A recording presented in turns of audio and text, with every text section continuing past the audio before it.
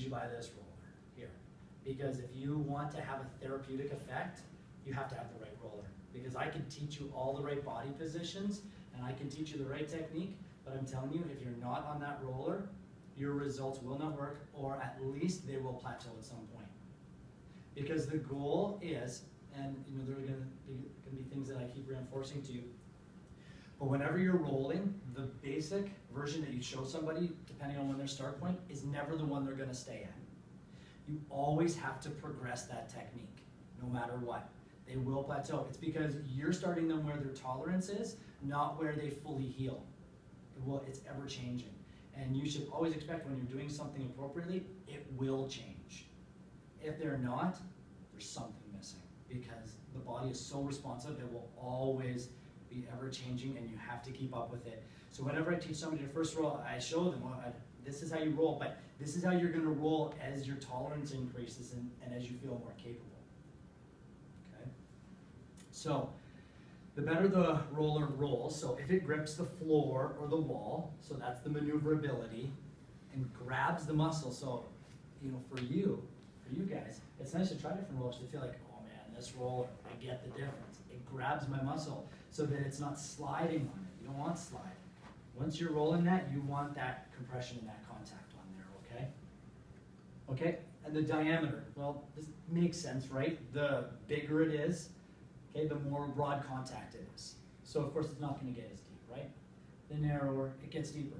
Now the beauty of the travel roller is that because it is narrower, with body positions that I teach you, you can always back it off. You can't make rollers more aggressive, right? So you want a firm roller that's going to do the job indefinitely all the way down the road, right? Because you can always change the body position, okay? When you get those wider rollers that are this big and people lay on them, because they want to roll their IT bands, well, of course it's going to be tender, and we'll talk about that later. But yeah, that's maybe all it's going to do, okay?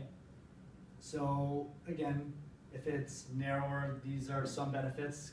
The compactness, a little bit more aggressive, ergonomic, because sometimes those higher ones will cause us to arch back and jam a little bit. So it's nice when you can maintain that neutralness of the body and the maneuverability or height. So again, because we're going to be doing this rocking motion, so the more your body's up and you can't control it, the less beneficial it's going to be. Okay, and the length. Okay, so does the length really matter? It doesn't. I like shorter ones because they're more portable, and you can do everything on it. Everybody thinks that they need this long roller, which some people like, don't get me wrong, okay, which is good.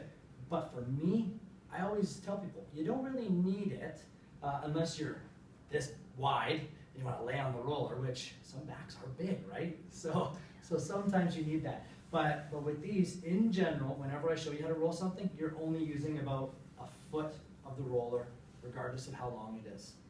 So really, it's just, why have another half? It just makes it more of a pain to bring around with you, right? And storage and all that stuff.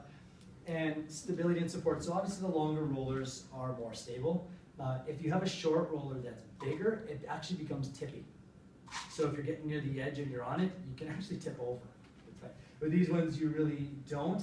However, something that I'm going to always reinforce to you guys, say if we're rolling our upper back, and I want to roll, say, my left side, I'm going to make sure my left side is in the middle here, because that way I can shift either way, because I'm always going to be maneuvering when I'm rolling, and that keeps me most stable. Because if I was to start here, and then I was here, and then I wanted to get more on my left side, you can see I start to feel a little bit unbalanced. However, if I started with that muscle in the middle of the roller, when I'm here, I'm quite balanced. I can turn, I can probably feel if I wanted to get over more or get up, and I'm quite balanced. So it's also about how to use the tool you're using.